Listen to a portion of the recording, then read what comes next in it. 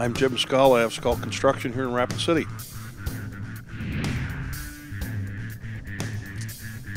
I don't have any whoop-de-doo ways of getting there.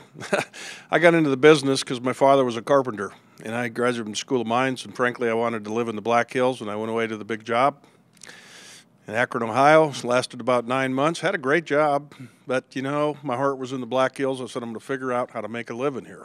So I came home, and so I grew a business, I guess.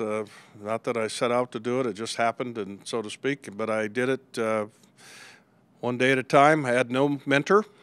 Don't recommend that.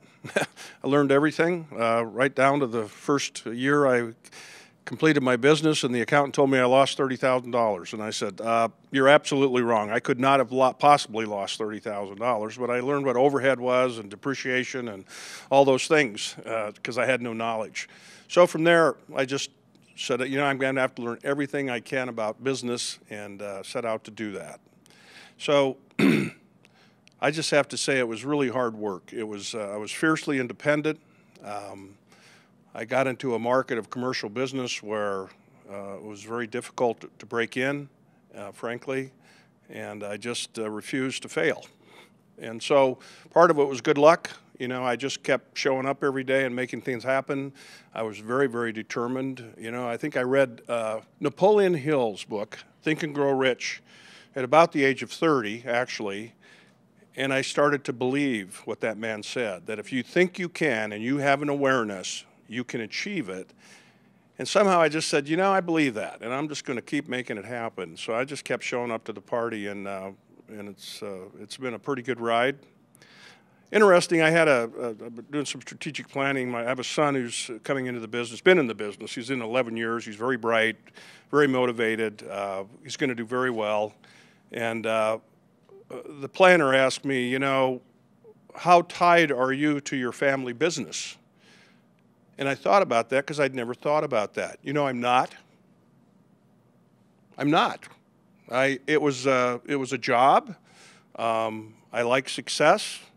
The measurement is dollars, of course, in our society today, but more than that, I get to see a lot of really great structures we built in this arena around here. I've made some really good friends, value reputation, integrity, and honesty above all else, and that's lacking in the construction business, it seems, to some degree. They say we're just either right above or right below lawyers, I think, when they rate how people think of businesses. So, it's been one of my goals to change that. So that's been my life in Rapid City here. And so I just did it through hard work. That's all I can say. I look back and say I just did whatever I had to do and worked as many hours as I had to work. And I learned to estimate by myself. I learned accounting by myself. People management was huge. People management today, I would say, is number one. You have to learn to manage people, as this man said, and you have to take care of their needs if you want quality people. You need quality people to build a business. There's absolutely no doubt about it. I didn't build this business on myself. I have some really, really bright young people working for me today. I don't know how they were attracted to me or what I did to help them, but I believe in training. I believe in supporting them. I believe in supporting their families, and that's just part of business. If it was as simple as building buildings, anybody could do it. But to build a crew, to build a functional organization that's year after year successful with quality people is the challenge. So that's how I think about business.